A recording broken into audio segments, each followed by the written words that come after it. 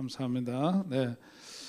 자, 우리 6월 28일 창세기 강의 우리 창세기 33장이죠. 33장 18절서부터 20절 읽고요. 지난주에 했던 공부 조금 복습을 해야 연결이 될 것 같거든요. 창세기 33장 18절서부터 20절 그 부분만 함께 같이 읽도록 하겠습니다.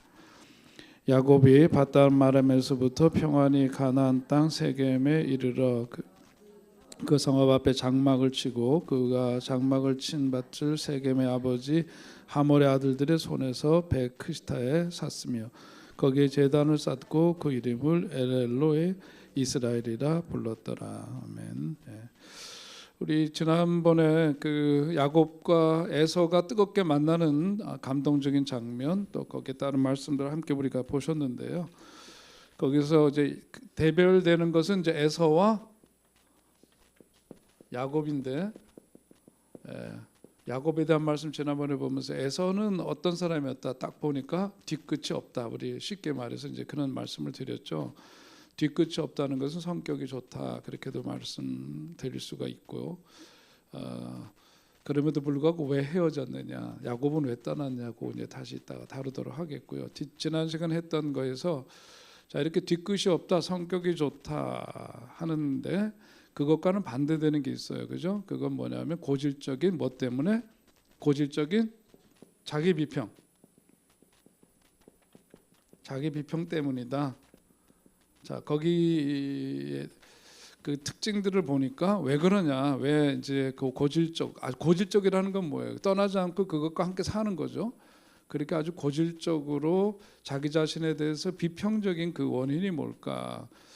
보니까 부족한 면만 보기 때문에, 그렇죠?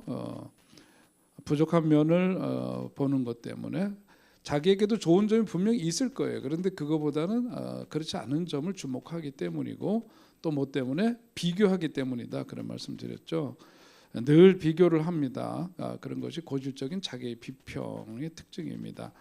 또 하나는 이제 기준이 완벽하다 그랬죠.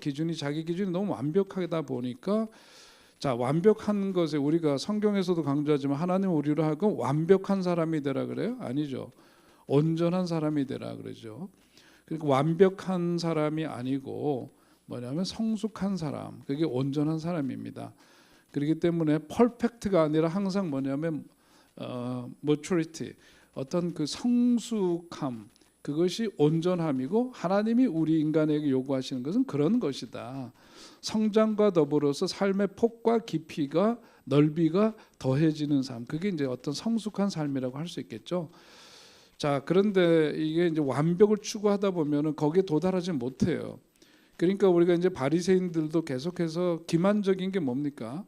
하나님 말씀의 철저성을 얘기를 하지만, 철저하게 그걸 지킨다고 하지만 율법에 철저하게 지키려고 해도 완전하게 지킬 수는 없는 거죠. 그러니까 일종의 율법이라고 하는 것은 뭐라 그랬어요? 성경 거기 보면서 엑스레이와 같은 거다. 이제 우리 죄가 무엇인지를 깨닫게 해주는 일종의 투시적인 그런 것에 불과하지, 그것이 어떤 해결책이 될 수 있는 것은 아니다, 그거잖아요. 그런데 여기서 보면 그렇게 완벽을 추구하고 이런 것에서 도달할 수 없는 존재임에도 불구하고 자기는 마치 거기에 도달한 것처럼 그렇게 하는 것이 기만적이고, 그것이 거기에 자신으로 끝나는 게 아니라 다른 사람들을 억압하는 수단이 되어버린, 그게 이제 종교적인 예수님 시대에서 가장 폐악이 됐던 그런 모습이었던 거죠. 자, 그러니까 여기 이제 그 고질적인 자기 비평에서도 뭐냐면 기준이 완벽하다. 이제 이게 자기 자신에게 있어서의 어떤 그 설정되어 있는 자기 자신에 대한 잣대면 이게 어려워지죠. 그렇게 되니까 뭐예요? 도달할 수는 없는데 기준은 높고 완벽해. 어떻게 되지? 그러니까 무기력증에 빠지게 된다. 고질적인 자기 비평은 어떤 무기력함으로 인도하게 되는 거죠. 그런 특징이 있다. 지난 시간에 우리 함께 나눈 내용입니다. 그러니까 이런 것에서 벗어나려면 어렸을 때부터 우리들이 들은 이야기가 있어요. should가 뭐예요? 뭐뭐 해야만 해, 이런 얘기를 끊임없이 듣죠. 특별히 엄마로부터 이런 얘기 많이 들어요. 이게 뭐예요? 잔소리죠.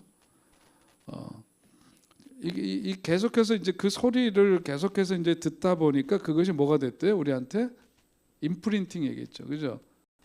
지난번에 영화 이름 얘기했는데 영화 뭐였죠 그게? 또 잊어버려. 또 생각 안 나죠? 아름다운 비행 맞아요? 예. 아무도 대답 없으면 그런 줄 아세요? 아름다운 비행. 예? 임프린팅 각인이 됐다 그랬죠, 그죠? 처음에 이렇게 딱 보고 그것이 그 마치 필름처럼 자기 머릿속에 프린트하듯이 딱 각인이 된다. 자, 그렇게 되니까 이게 뭐냐면 should 뭐뭐 해야만 해 이걸 계속해서 듣는 것을 명령적인 생활 신조를 갖게 되는 거죠. 이것이 자기 삶의 그냥 기준이 돼 버리고 그 속에서 계속해서 자기에게 부침을 주는 그런 소리가 되어 버렸어요. 근데 누구 소리예요? 내 소리가 아닌 거죠. 내 소리가 아니에요. 자기 소리가 아닌데 자기 소리인 것처럼 이제는 아주 각인이 돼 버리고 그렇게 자리를 잡았어. 그래서 뭐라 그래? 고질적이라고 얘기하는 거죠. 고질적인 자기 비평. 이렇게 되면 특징이 또 뭐냐? 눈치가 빠르다. 눈치가 빠르다. 지난 시간에 잠깐 얘기했고요. 고질적인 자기 비평에 대해서 또 다른 표현은 뭐냐면 그건 마치 곰팡이와 같다 그래서 곰팡이는 뭐죠? 확산력이 있어요. 고질적인 자기 비평이 소위 곰팡이 갉아먹잖아요. 네? 그것을 오염시키죠. 우리들 속에 건강하게 자리 잡아야 될 것들은 어떤 것들이에요? 자존감, 그죠? 자신감, 또 자기애 이런 거죠. 자존감, 자신감, 자기애 이런 것들이 건강하게 우리들 속에 있을 때 나타나는 모습인데 고질적인 자기 비면 항상 자기 자신에 대해서 아까 말씀드렸던 그런 모습들을 띠게 되니까 마치 곰팡이처럼 자기 자신의 삶을 갉아먹게 되더라. 자, 그런데 왜 고질적인 자기 비평이 있는지를 스스로 그걸 잘 모르느냐? 왜 그런다 그랬어요? 고질적이기 때문에 오랫동안 같이 살았기 때문에 그게 거기에 익숙해져 버렸고 그 소리가 자기 소리가 아님에도 불구하고 각인된 그 소리는 계속해서 자기 소리처럼 자기에게 그 명령을 계속 내리는 거죠. 네?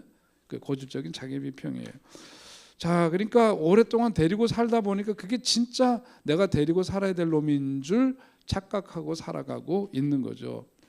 그러다 보니까 뭐냐면 다른 사람의 얘기가 들리지를 않아요. 그런 특징도 있고요. 또 남들이 하는 얘기에 대해서 화가 나면서도 그게 뭐냐면 부인을 못하고 그냥 그것을 받아들입니다. 그런 특징이 있어요. 왜냐하면 오랫동안 데리고 살다 보니까 너무 친해져 버려가지고 그것에 대해서도 아니다 못하는 거죠. 그냥 그렇게 사는 거예요.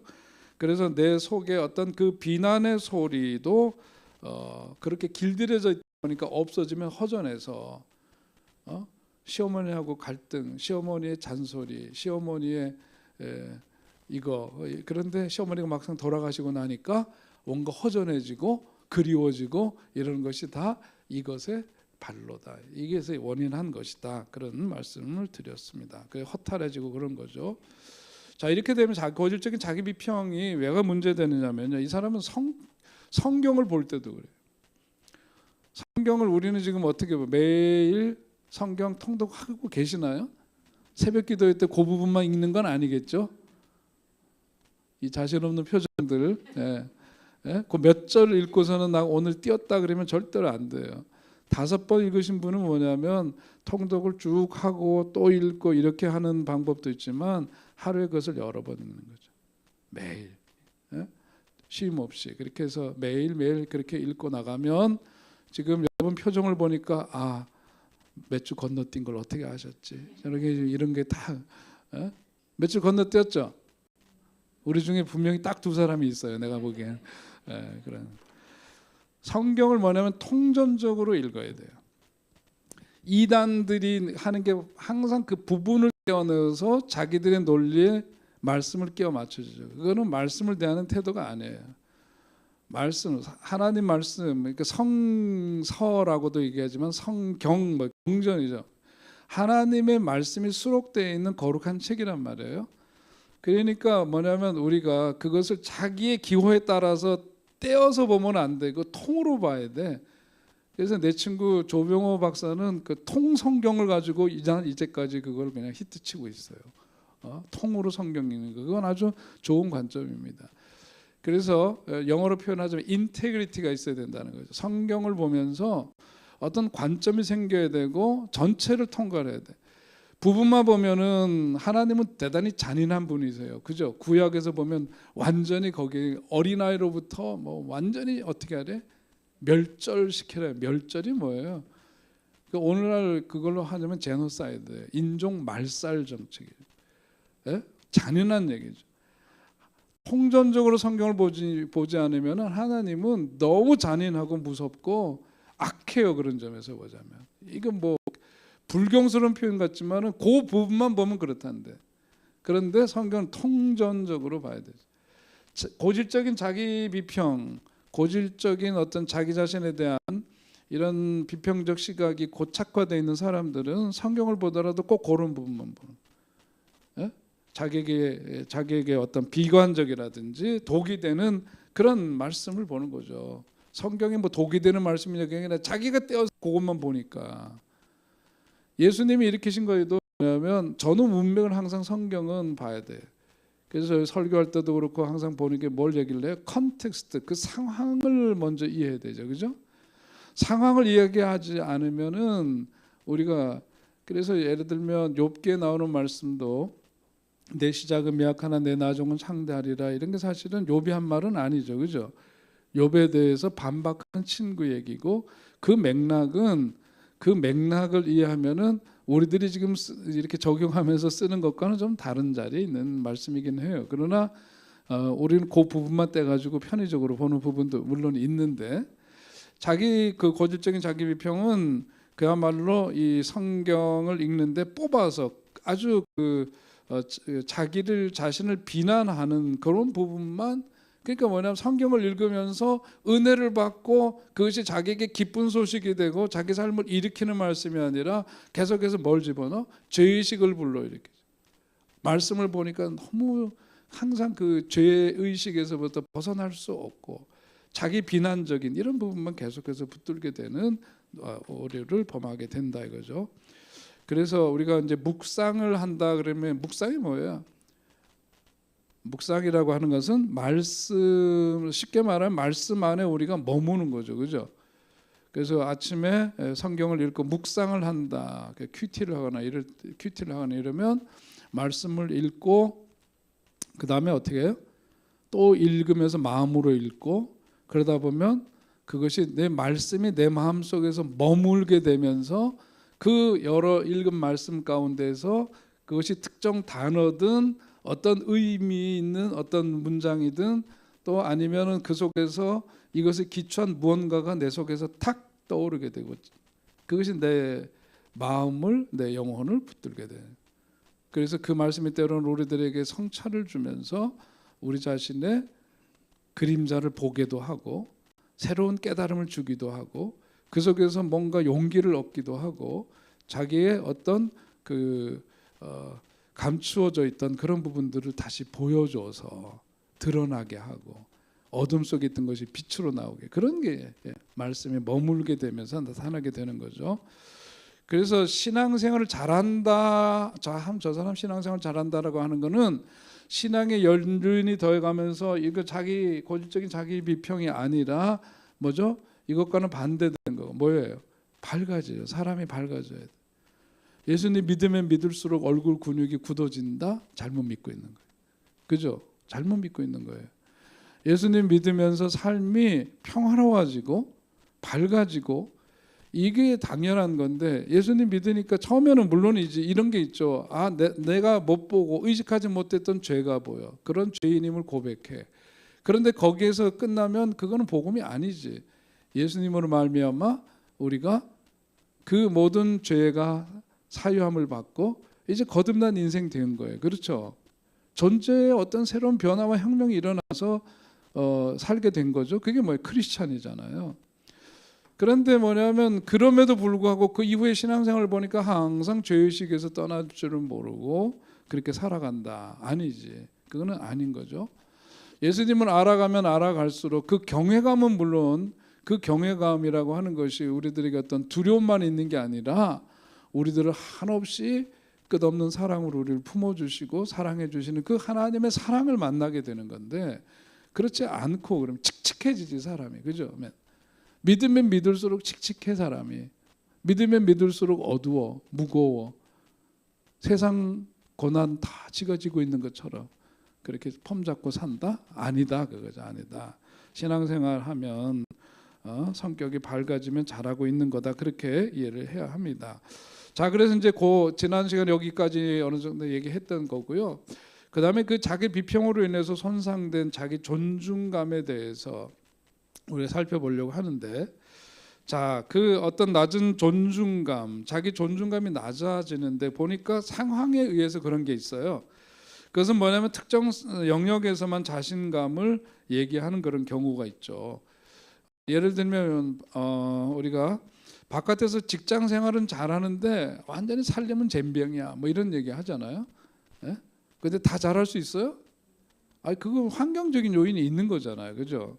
그런데도 불구하고 상황에 의한 그런 낮은 존중감, 이런 것에 머무르게 된다든지, 아이들은 잘 길러. 그런데 사회생활 하는 데 있어서 대인관계는 어려움을 겪어.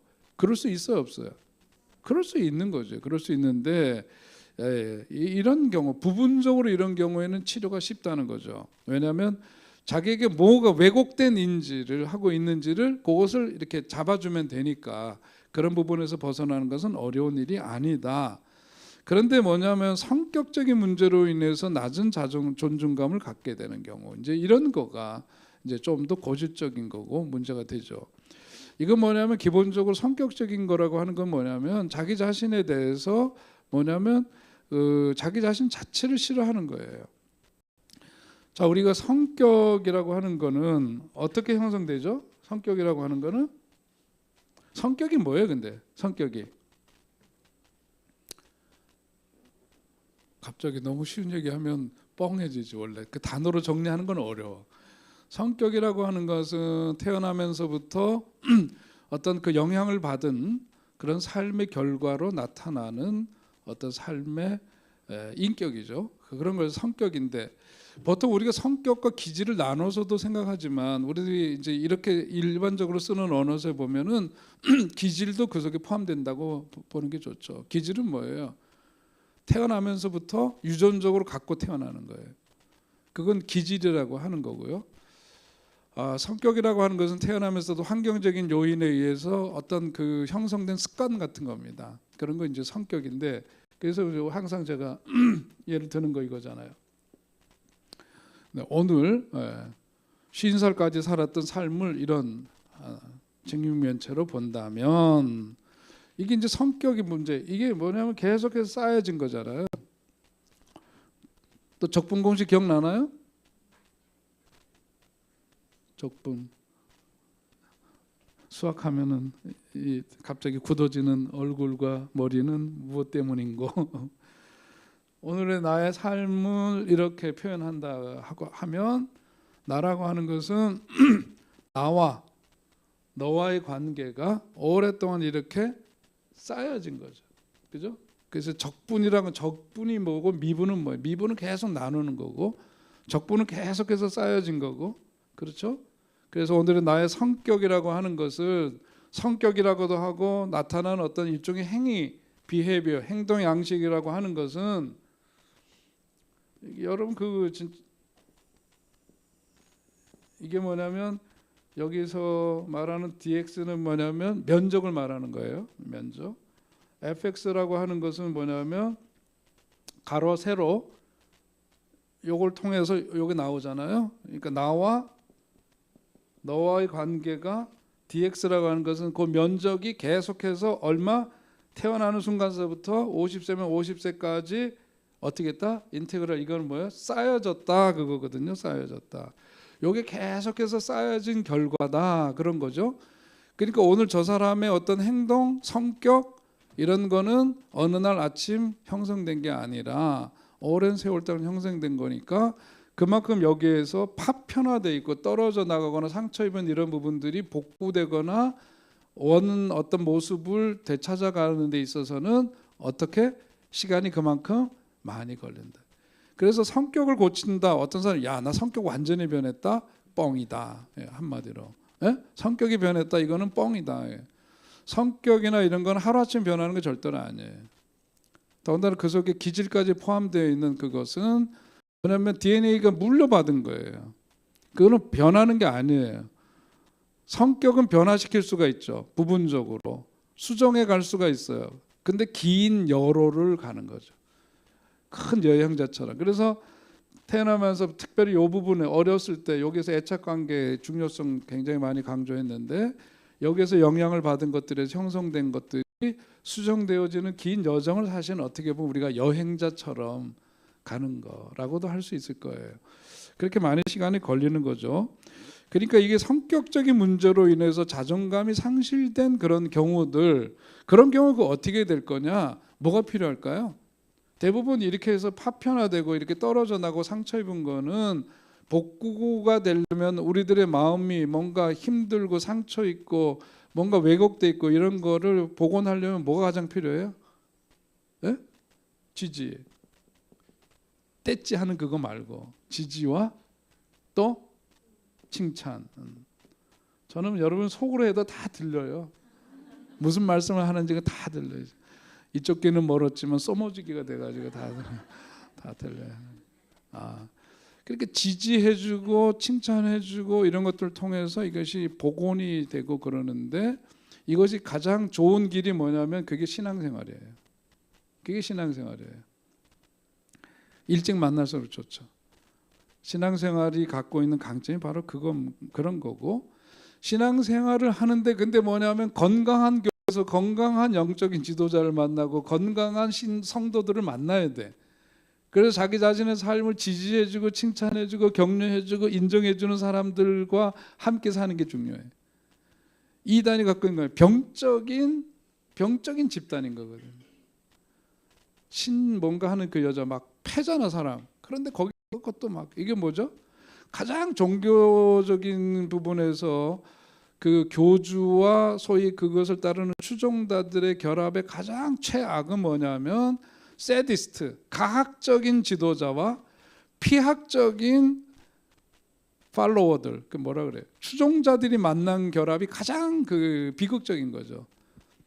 가학적인 경우는 그냥 패 사람을 학대를 한단 말이야. 그런데 그것이 자기를 향한 뭐라고 생각해? 사랑이라고 생각하고 자기를 인정해 주는 걸로 생각하니까 의도 터지고 뺏기고 다 학대받으면서 그 속에서 어떤 희열을 느끼는 거죠. 그리고 그 속에서 뭔가 안전을 느끼고 이러는 거죠. 가학과 피학이 결합된 이게 종교 집단에서 보일 수 있는 그런. 교회가 세상에 많지만 이렇게 휘두르고 강압적으로 교인들을 꽉 잡아서 꼼짝도 못하게 하면서 그런 분들 더러 봤거든요. 줄 세우고 뭐 등등등으로 해서 사람 억압하고 그런 데서 신앙생활하면 건강하지 못하는 거죠. 그 교인들 구성원을 봐도 그래요.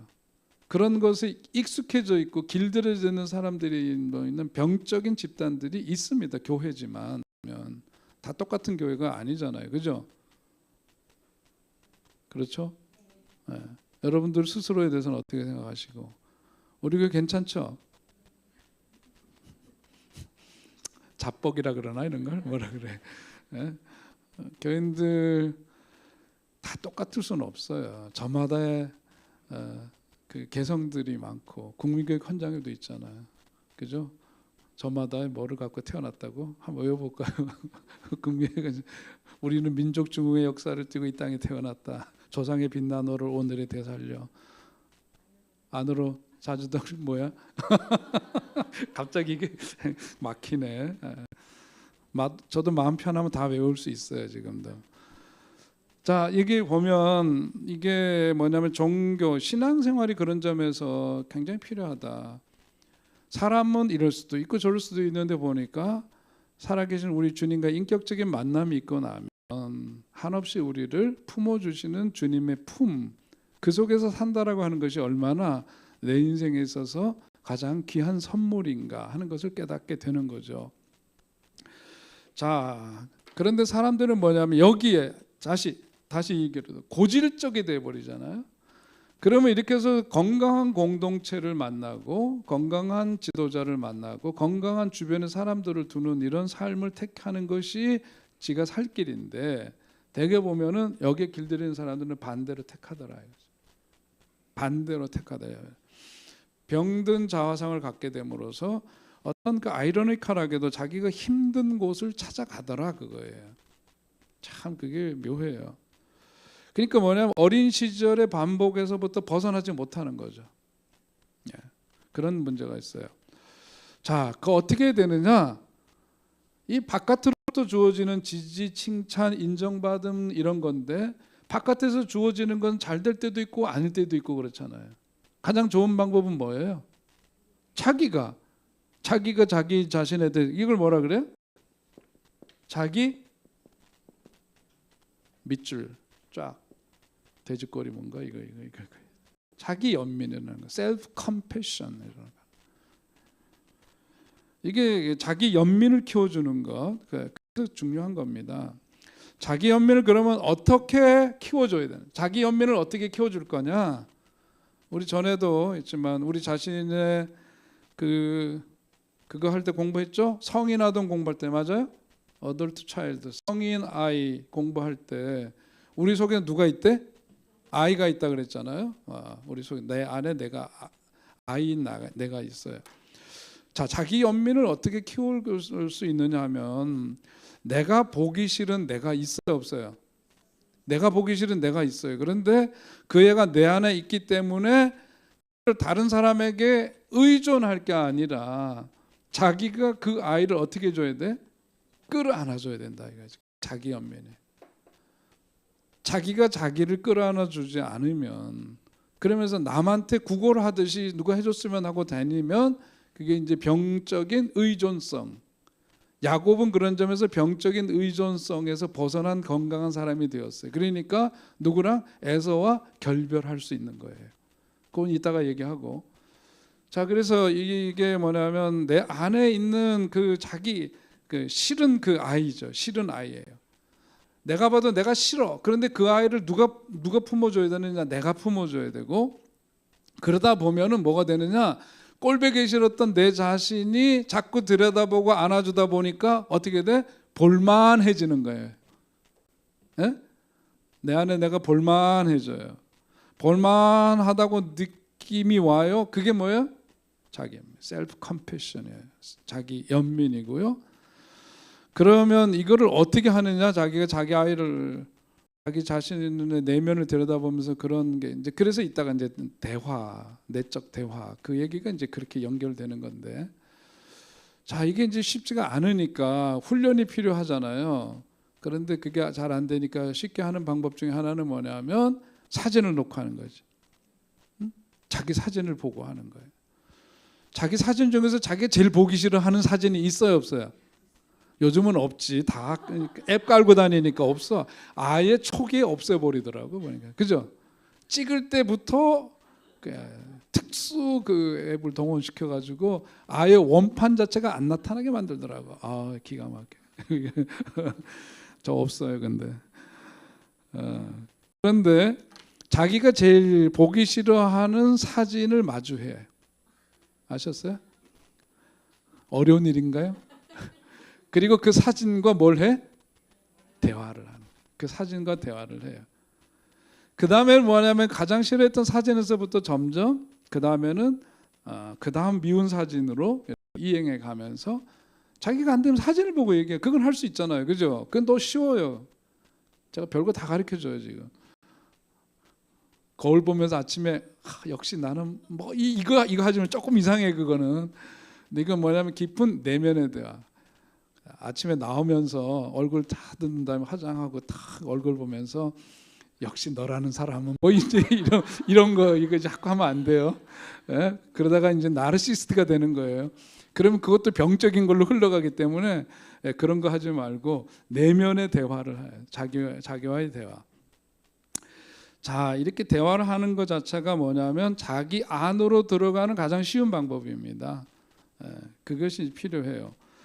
자, 그런데 이제 앞에서 보니까 아까 했던 얘기로 연결해 가지고 그다음에 우리가 봐야 될 게 뭐냐면 첫 시간 요거 이제 요 장면 앞에 나오는 데서 그랬잖아요. 아, 야곱은 어떤 점에서 보면 에서가 저렇게 응대를 해주고, 야, 재산 주는 필요 없어, 필요 없어 너. 그리고 얼싸안고 뭐 막 이러면서 아름다운 그 모습들이 연출이 되잖아요. 그런데 에서가 뭐라 그래? 야, 가자, 같이 가서 살자 우리. 이렇게 같이 만났는데 얼마나 좋냐, 같이 살자. 아니요, 이러잖아요. 아, 저 자식은 진짜 또 이렇게 얄밉게 굴어. 그런데 그 의미를 생각해 보면 야곱이 굉장히 현명한 선택을 했다는 거죠. 의존적이었어요. 특별히 야곱 같은 경우에는 의존성이 강했던 사람입니다. 그리고 누구나 다 처음에는 의존적이죠, 그죠? 태어나서 의존적이에요. 우리가 어떻게 발달해 간다 그랬어요? 의존적이다가 청소년기를 거치고 사춘기를 거치면서 어떻게 된대요? 독립적 사람으로 가다가 또 더 나이가 들어서 성숙함에 이르게 되면 어떻게? 상호 의존적인 코디펜던시, 상호 뭐라고요? 의존적 혹은 코릴레이티드, 서로 상호 관계적인 존재로 이행해 가는 거예요. 자, 그런데 야곱은 굉장히 의존성이 강했던 사람인데 장성해서도 물론 의존성이 없지는 않아요. 그런데 그게 두 가지로 나눌 수 있는데 병적인 의존성이냐 아니면 건강한 의존성이냐 이렇게 되는데, 야곱은 숱한 세월을 어렵게 겪으면서 건강한 의존성을 갖게 된 사람으로 변화가 되었기 때문에 뭐냐면 에서하고 결별할 수가 있다. 그럼 왜 결별했느냐? 사람의 마음이라고 하는 것이 지금은 감동받고 서로가 너무 좋아가지고 니께 내 거고 내게 네 거고 뭐 이러고 그러지만 어느 순간 사람이 살면서 변수가 수도 없이 많잖아요, 그죠? 뜻하지 않은 일로 유탄맞는 일들이 얼마나 많아요, 살다 보니까.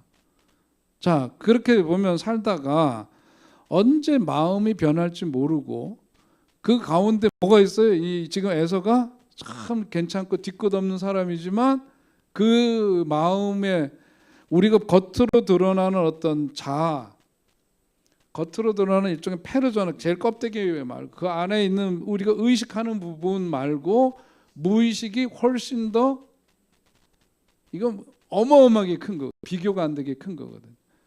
살다가 보면 어느 순간인가 뭐가 튀어나와? 묵은 감정이 튀어나올 수가 있어요, 없어요? 어느 순간에 있을 수 있는 거예요. 그러면은 이게 완전히 그냥 맛이 가는 거지. 예? 이 좋았던 관계며 이거 없는 거예요. 묵은 감정이 확. 아니, 그래서 생각할 수 있죠, 우리 상식적으로. 에서가 너무 기분 좋아서 탁 있다가 어느 날 술 한 잔 먹고, 술 한 잔 먹고 기분이 알딸딸해서 있는데 뭐가 하나 거슬려서 했는데 옛날에 그 감정이 훅 올라오는 거죠. 여러분들 이렇게 멀쩡히 있다가 옛날에 그 깊었던 상처의 한 부분이 어느 순간 휙 올라오는 경우 있어요, 없어요? 그런 경우 있죠. 더군다나 어떤 그 계기가 만들어지면 그게 거기에 뭐야, 완전히 불에다 확 껴안듯이 확 올라오게 되는 경우들이 있죠. 더군다나 이 사람 뒤끝도 없고 성격이 화끈하잖아요. 사냥하러 댕기 있으니까 야곱과는 다른 뭐야, 기질을 갖고 있는 사람이죠. 어느 순간에 묵은 감정이 일어나면 완전히 이 관계는, 그러니까 뭐냐면은 관계란 뭐냐? 어떤 분이 이런 표현을 했어요. 옛날에 읽은 책에서 보니까 난로라 그래요. 감이 딱 오시죠? 불 꺼진 난로 말고, 활활 뜨끈뜨끈하게 불이 타고 있는 난로. 제가 나이론 처음에 나왔을 때요, 아이들하고 그 학교에서 겨울에 그 뭐지, 조개탕 같은 거 막 해가지고 난로가 얼마나 뜨거, 거기다 뭘 올려요? 도시락 올리고 그러잖아요. 나이론 처음에 나왔을 때 애들 와가지고 따뜻하다고 거기다가 발 가까이 댔더니 어떻게 돼? 양말이 없어졌어. 홀로덩 타가지고. 애들 중에서 기겁하는 애들이 생겼어요. 난로는 어떻게 돼? 너무 가까우면 타버려. 사람과의 관계도 그런 거죠. 네 없이는 나 못 산다 이랬다가 이제 그냥 원수 되는 거죠. 가장 멀리 되는 거예요. 부부관계 얘기하는 게 아니에요. 부부관계도 마찬가지지만 일반적인 관계도 뭐냐면 너무 가까이 가서 그러다 보면 홀렁 타버려요. 그러면 대책이 없어. 복원이 안 돼. 너무 멀어졌어. 어떻게 돼? 난로에서 멀리 있으면 어때요? 춥지. 사람 사는 게 싫어요. 다 손 시리고 발 시리고 가슴 시리고 다 그래요. 적절한 뭐가 필요해? 거리가 필요하지. 관계는 그래서 난로다 그렇게 얘기할 수 있는데, 야곱은 어쨌든 이게 뭐냐면 건강한 의존성을 갖고 있는 사람. 그러니까 거기에 대해서 정중하게 거절하고 기분 나쁘지 않게 하면서 이유를 붙여서 명분을 만들어서 그와 떨어져 살게 되는 겁니다. 자, 여기에서 이제 보면 그 병적인 의존성과 건강한 의존성. 건강 의존성 말할 것도 없어요. 그죠? 그렇게 살면 너무 건강하고 좋은 거니까. 병적인 의존이 문제인데 왜 병적인 의존 관계가 생기느냐? 이게 뭐 태어나면서 우리는 처음에 어떤 의존성을 지닐 수밖에 없는 존재잖아요. 아기가. 그래서 아이들이 처음에 태어나서 갖게 되는 게 무슨 감?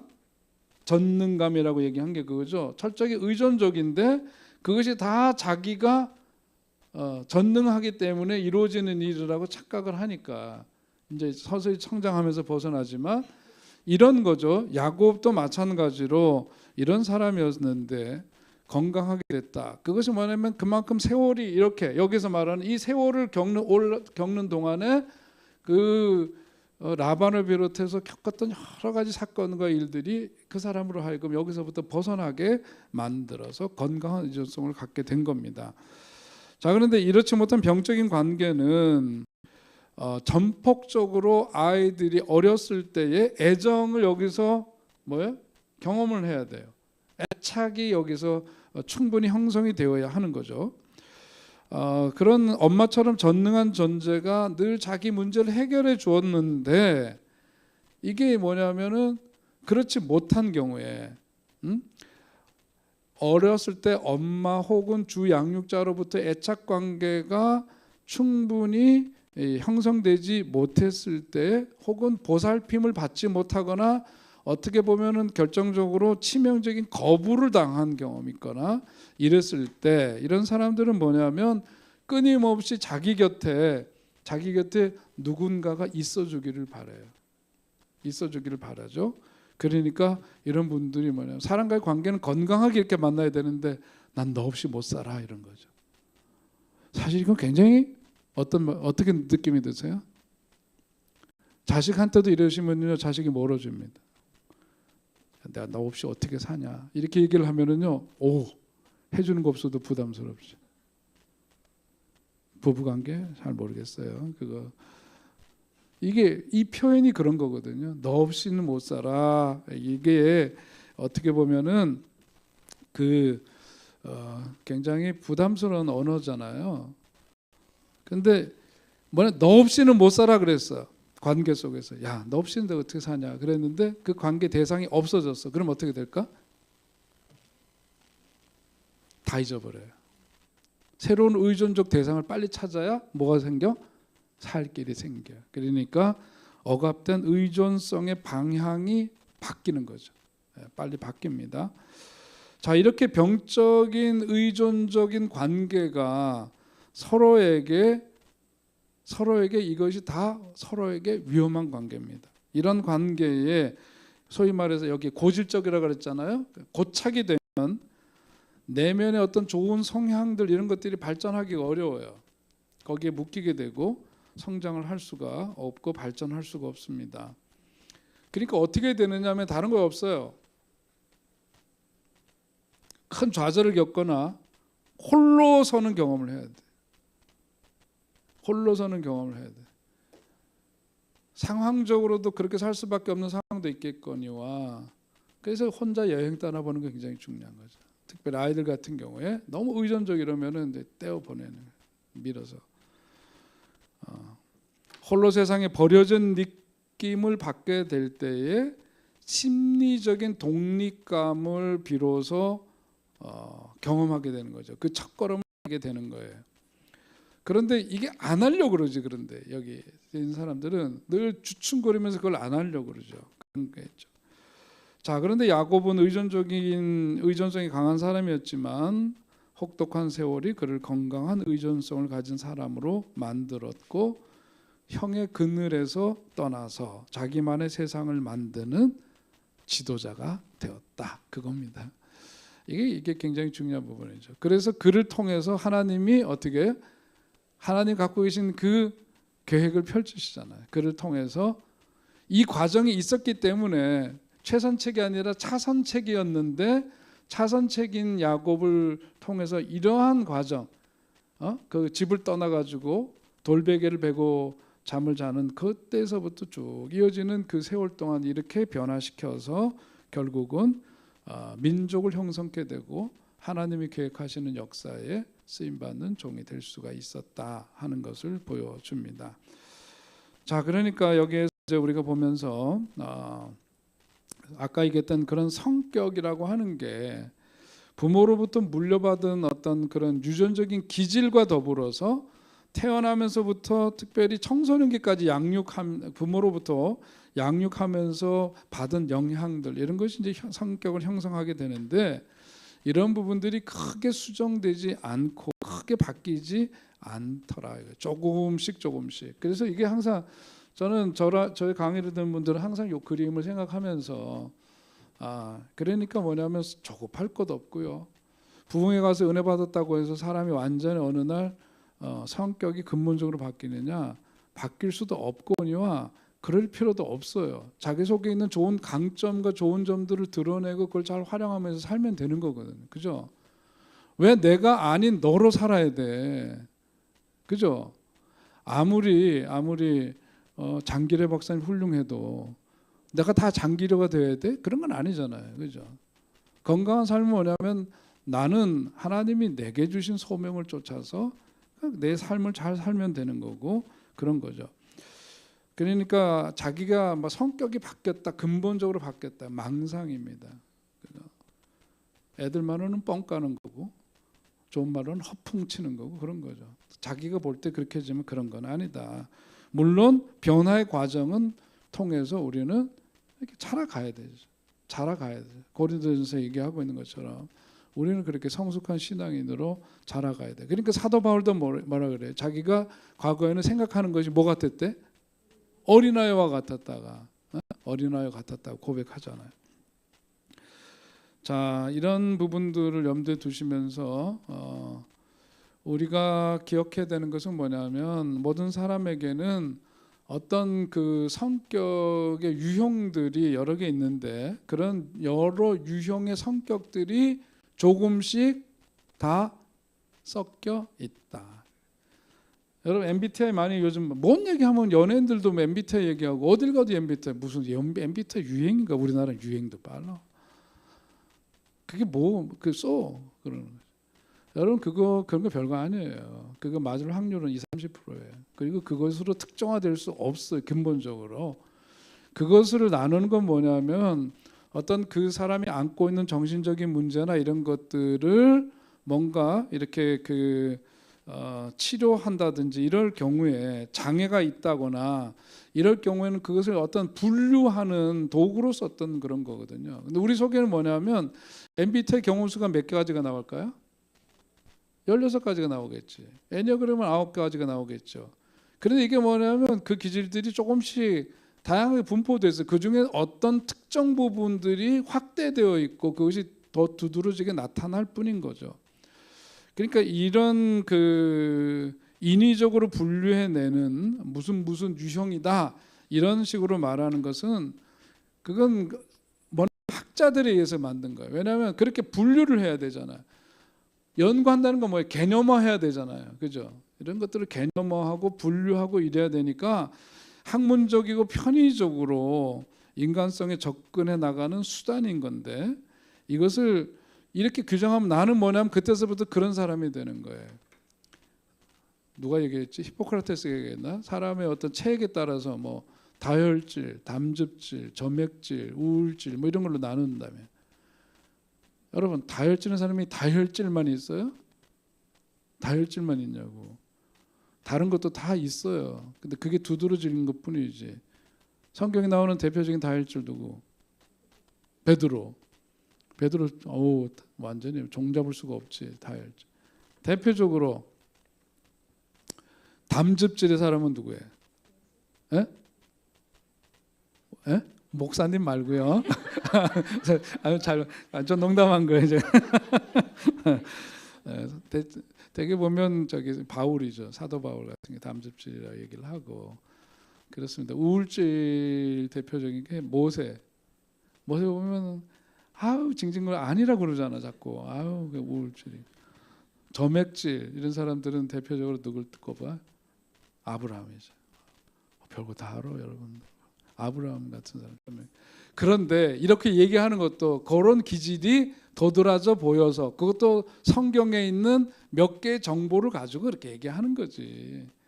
그 사람이 실제로 어떻다 이런 것을 그런 네 개의 유형으로 사람을 어떻게 너는 혈액형 얘기하는 거는 혈액형.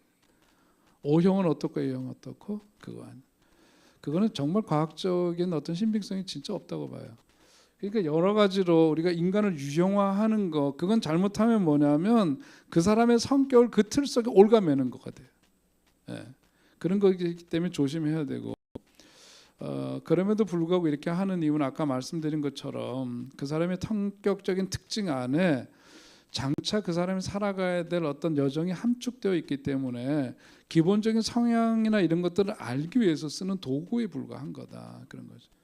그러니까 우리는 그 사람을 그러니까 내가 알고 있는 요 얕은 지식으로 딱 규정하면 아, 저 사람은 이런 사람 저런 사람 이렇게 하지 마라. 그냥 전체적으로 봐주는 거죠. 성경도 어떻게 보라 그랬어요? 통전적으로 보라 그랬잖아요. 전체적으로 봐야 돼.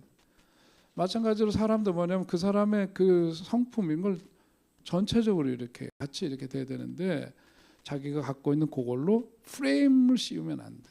우리 사회가 갖고 있는 유약함은 바로 그거예요. 극좌 아니면 극우잖아요, 그렇지? 뭐라 그러지? 좌빨 아니면 여기 뭐라 그러더라? 뭐 하여튼 있어요. 예.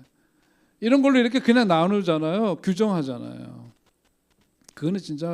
그거는 아이들, 어린아, 유아적인 거죠. 유아적일 때는 yes or no 그거잖아요. 근데 어른이 돼 보니까 세상에 yes와 no만 있어? 뭐 얼마나 무궁무진한 세상인데 아닙니다.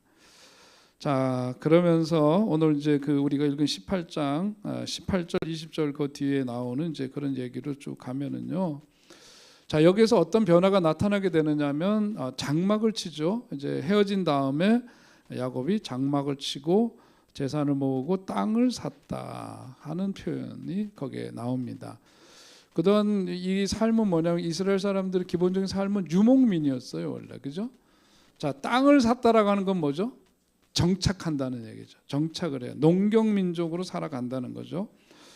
그러니까 이스라엘 민족은 부족으로 이렇게 헤매고 다녔었는데 이제 보니 어떤 그 농경민족으로 어느 한 곳에 정착하는 그런 삶을 택하게 되었다 그거죠. 안정감을 갖게 되겠죠. 유목민족과 농경민족은 그런 점에서 문화적인 차이도 클 수밖에 없을 겁니다. 자, 심리적으로 보자면 이제 이거를 마찬가지로 우리도 뭐냐면 마음이 머물러 있느냐 헤매고 있느냐 그 차이로 한번 볼 수가 있어요. 마음이 헤매고 있으면 자기가 갖고 있는 것에 대한 느낌이 없어요. 신앙생활도 그렇고 마음 공부도 그렇고 한 군데 머물게 하려고 하는 것이 바로 이런 이제 시도고 이런 노력인 거죠. 신앙생활을 하면 우리의 마음을 어디다 묶어야 돼요? 우리의 마음을 어디 집중해야 돼요? 오, 이분들은 예수님 그 어디 히브리서에 있는 말씀 우리가 focus on your eye 당신의 눈을 어디다가 초점을 맞추래요? 예수에게 맞추라 그러잖아요. focus 거기다 초점을 둬라. 신앙생활을 한다는 건 뭐냐면 항상 우리의 삶의 중심에 누구를? 예수님을 바라보고 우리 하나님을 바라보는 삶이 그 신앙생활이죠. 떠돌아다니는 마음이 아니고 떠돌아다니는 삶이 아니고 하나님께 집중되어 있고 우리들의 마음의 그 부침이 어디에 기댈 곳이 없어서 우왕좌왕하고 막 이렇게 부평초처럼 흔들리는 삶이 아니라 주님께 고정되어 있는 삶이죠. 주 예수만 바라보라 하는 말씀이 바로 그런 의미입니다. 심리적으로도 보자면 바로 이제 그런 건데요. 자, 거기에서 이제 보면 여기에서 어떤 그 안정된 그런 삶을 여기서 이제 택하게 되고 그런데 영성 심리에서는 이게 이제 요 얘기하기 전에 이 얘기를 한번 먼저 해야 될 것 같아요. 성경에 보면 그 심령이 가난한 자는 복이 있다 그랬죠, 그죠? 어디에 나오는 말씀이에요? 마태복음에 나오는 말씀. 그다음에 가난한 자는 복이 있다. 어디에 나오는 말씀? 예? 예, 거기도 나오지만 복음서에서 보자면 어디에 나와요? 아이고 참 우리 요즘 마가복음 그렇게 하고 있는데 같은 말씀인데 마가복음에서는 뭐라고 돼 있대요? 마가복음은 누가복음에는 뭐가 돼 있대? 가난한 자가 복이 있다고요. 가난한 자. 그 먼저 가장 먼저 쓰여지고 쓰여진 책에서는 가난한 자가 복이 있다 그랬어요. 그런데 그 이후에 쓰여진 마태복음에서는 뭐가 복이 있대? 심령이 가난한 자가 복이 있다고 바뀌어요. 그러니까 이거는 뭐냐면 이 마가복음 그리고 이제 누가복음 같은 경우에도 주목한 게 이제 어린아이나 가난한 사람이나 여성들이나 이런 이제 사회적인 약자에 관심을 가졌으니까 그런데 여기에서 이제 마가복음에 이런 데서 말씀했던 것이 마태복음으로 이렇게 넘어오면서는 후대에 와서는 심령으로 바뀐단 말이에요. 심령이 가난한. 그러니까 이 심령이 가난한 사람 거기가 갖고 있는 의미는 우리가 이미 배운 바가 있습니다는 영성 심리에서는 뭐냐면 우리의 마음이 부자가 되어야 한다고 말해요. 마음이 부자가 되어야 한다. 부자가 되는 것에 대한 기본적인 어떤 거부감들이 있는데 가난하게 살아야 된다는 것에 어떤 무의식적으로 강박관념이 사실은 있어요 우리가.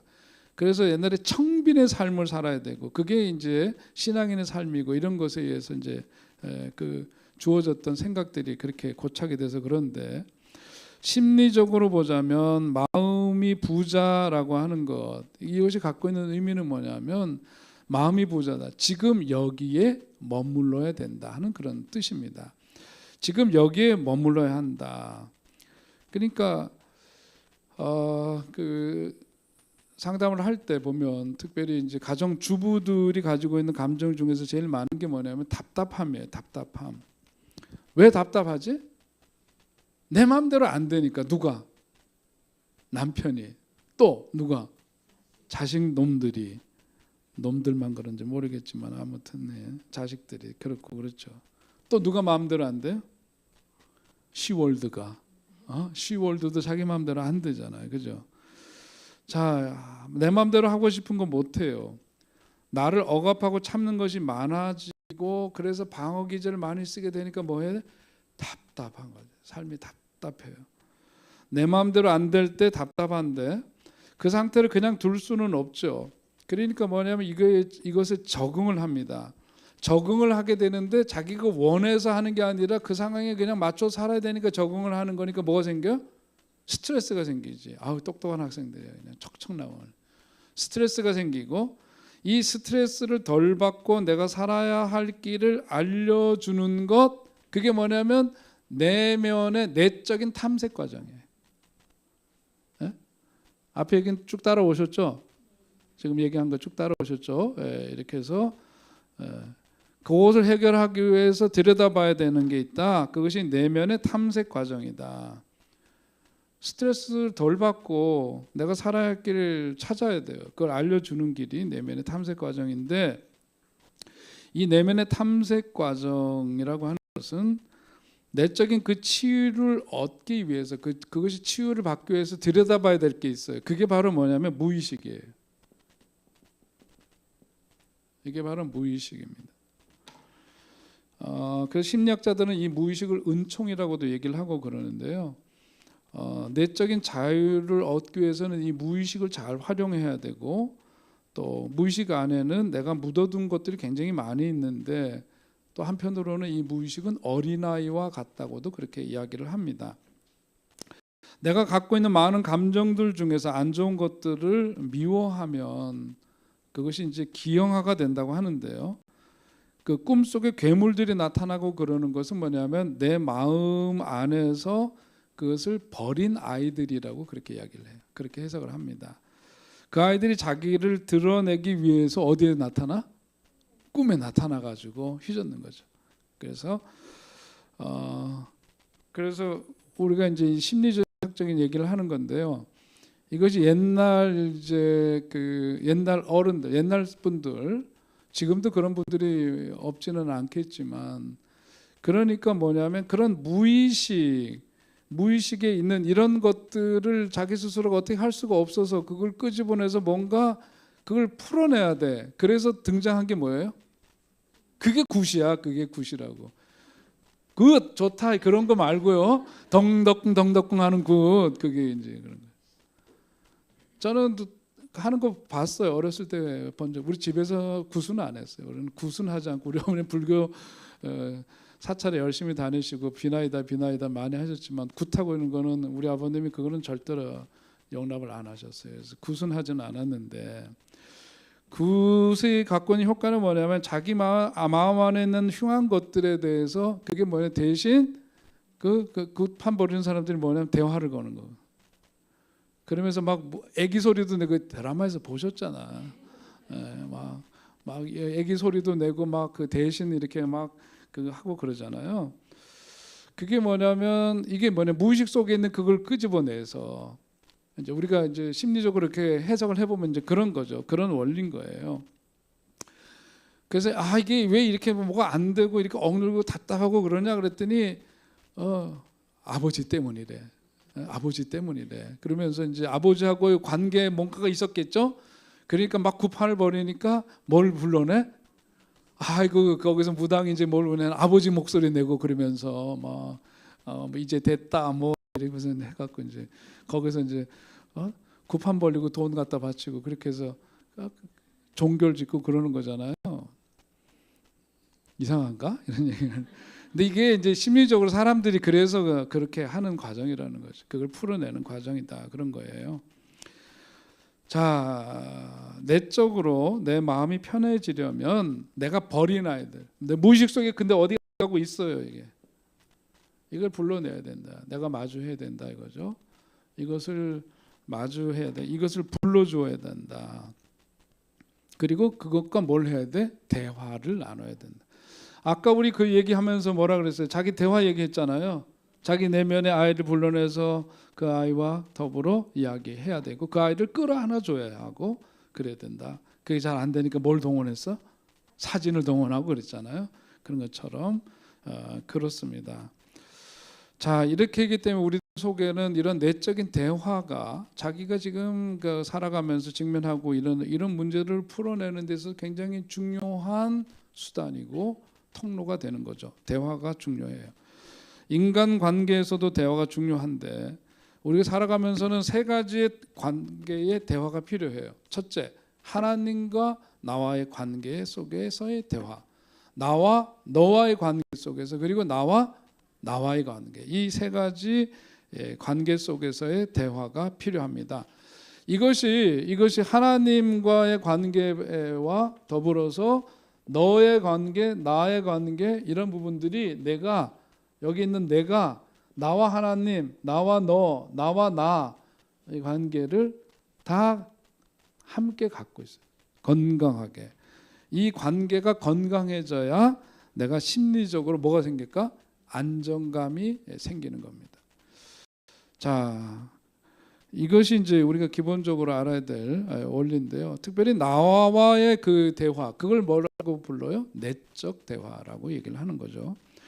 내 안에 미운 놈들과 대화를 해서 좋은 관계를 만들어야 돼요. 내가 싫어하는 내가 내 속에 있어요, 없어요? 있다 그랬죠. 내가 미워하는 놈이 있어요, 없어요? 있죠. 그것과 만나야 돼. 좋은 관계를 만들어야 돼. 우리는 다른 사람하고의 관계가 불편하면 막 속상해하죠. 그리고 거기에 많은 시간을 써야 돼요. 그 불편하니까.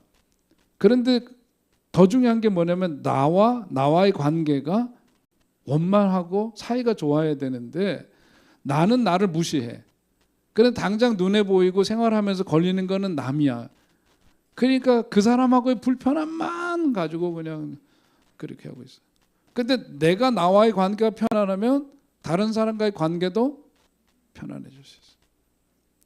그러니까 이게 중요한 거죠. 그래서 예수님이 뭐라 그러냐면 내 이웃을 뭐같이 사랑하래? 내 몸과 같이 사랑하라 그랬잖아요. 네? 내 이웃을 사랑하는 것이 내 몸과 같이 사랑하라. 그러면 무슨 누구를 사랑해라는 얘기야? 맨날 이웃만 얘기하는데 아니에요. 네가 너를 사랑해야 된다는 거지. 네가 너를 사랑하지 않으면 누가 너를 사랑해? 하나님 외에 누가? 부모님도 때 되면 떠나시고 부모님도 열받으면 자식놈한테 욕하고 못되게 하고 모질게도 하고 그러잖아요. 그죠? 그게요. 원수를 사랑하라. 원수를 사랑하기 전에 누굴 사랑해야 돼? 자기부터 사랑해야지. 자기를. 자기가 누군데? 하나님이 생명 주시고 하나님이 있게 하신 세상에 하나밖에 없는 존귀한 존재인데 누가? 내가. 너무 쑥스러워 이런 거 들으면. 왜냐하면 내가 나 자신에 대해서는 이렇게 들여다보고 얘기하고 자기의 가치에 대해서 객관화해보질 않았기 때문에 내가 나에 대해서 이렇게 하는 게 너무 쑥스러워해. 아니다 이거지. 그걸 잘 해야 된다. 그러고 나와의 관계. 그러나 이런 것들이 다 어디서부터 말미암은 거야? 하나님과의 관계 속에서. 하나님이 나를 사랑하신다는 것이 믿어지고 하나님이 나를 얼마나 정말 귀하게 여기시는지가 삶 속에서 체험되고 느껴지고 확인되고 그러니까 그래서 예수로 말미암아 죄사함 받고 구원의 은총을 힘입게 되니까 그 은혜가 감격하고 그렇게 해서 은혜를 힘입고 살아가는 내가 달리 보이고 하나님과의 관계가 좋으니까 다른 사람과의 관계도 원만해지고 그러는 거예요. 마찬가지예요. 지갑에 돈이 있어야 마음이 든든해지고 남한테 뭐 사줄 수 있는 여유가 생기듯이 내 속에도 내 사랑과 하나님과의 관계 사랑과 이런 것들이 넉넉하면 다른 사람한테 대해서도 그렇게 야박하지는 않아.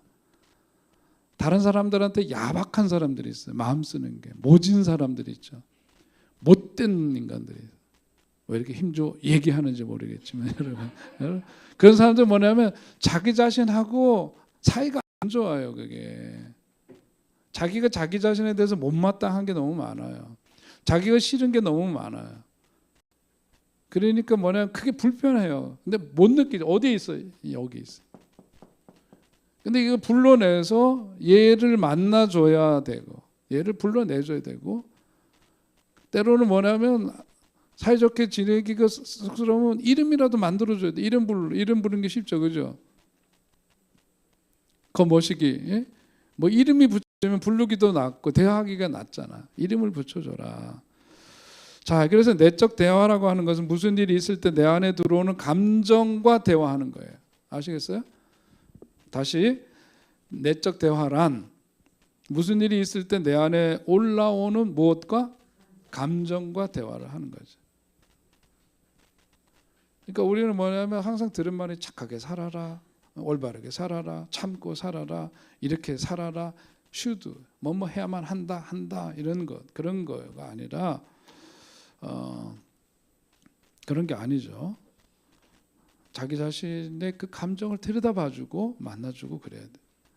심리치료에서는 나는 문제가 없다고 생각하는 것이 문제예요. 그죠? 아마 현장에서도 그럴 겁니다. 저 아이 문제는 엄마 문제인데 문제가 있으니까 그 아이가 그런 문제가 생긴 거 아니겠어요? 그러면 뭐가 되지? 그 치료가 되려면 그 아이만 붙들고 백날 해봐야 소용없어요. 가족 치료가 이루어져야 되는데 그런 문제 있는 아이의 부모일수록 세상에 문제 없는 자기 자신을 항상 주장하죠. 나만 같으라고 얘기해. 그런 사람들일수록. 그런데 내가 누구를 상담해 주는 사람이지 내가 상담 받을 그런 사람이 아니라고. 그게 전형적인 거예요. 전형적인 거. 이게 심리치료, 그래서 내 안에 문제가 있다고 생각하는 사람은 다른 사람에게 손가락질 하지 한다 못한다?